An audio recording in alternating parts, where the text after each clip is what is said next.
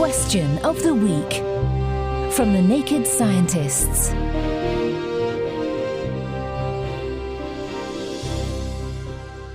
Hello and welcome to Question of the Week with me, Heather Douglas. This week we take to the skies to answer this question sent in by Wilf. How do black boxes work? When a plane crashes, there's always a huge search for the elusive black box to solve the mystery. The, I suppose, Sherlock Holmes of the airline world. But what is this cryptic contraption?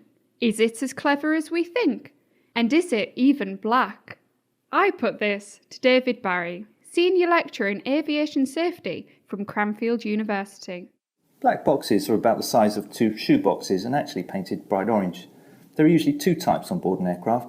The first is the cockpit voice recorder, or CVR, which records the conversations between pilots, communications between the pilots and air traffic control, and ambient noises on the flight deck such as engine sounds and warning alarms. The second is the flight data recorder, or FDR.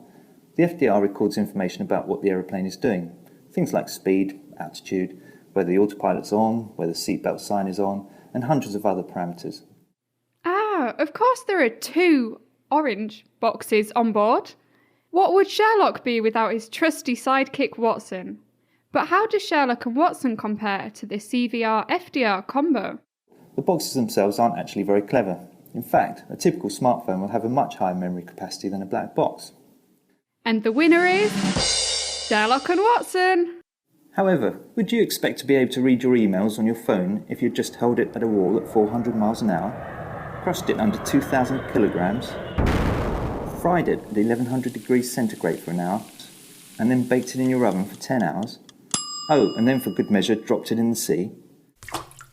No, and I don't suspect Sherlock would solve many mysteries after that either. To withstand this punishment, the memory in the recorders is surrounded by a 1-inch thick layer of dry silicon material to protect from high temperatures, which is then encased in a 1/4-inch thick stainless steel or titanium housing. Hang on. Why can't the entire plane be made of this indestructible duo? The trouble is that all this protection weighs quite a bit. Black boxes weigh around 7 kilos, so pretty dense for their size, and if the whole aeroplane was made out of those materials, it would never get off the ground. That would prevent a few crashes. In the future, it's likely that data will be streamed in real time back to airline operators via satellites, but there'll still be a need for black box recorders on board to ensure investigators have uninterrupted and complete data in case any data gets lost during transmission back to base. Thank you, David, for taking us on the flight of a lifetime. Next week, we answer Alana Christie's question. If I landed on a gassy planet, would I sink to the core? What do you think? If you have any ideas on jumping through Jupiter, get in touch via Twitter, Facebook, or on the forum, nakedscientist.com/forum. And if you enjoyed this podcast, why not listen to some of our others? We cover everything from prehistoric fossils to future technology, from mammoths to microbes, from stars to driverless cars.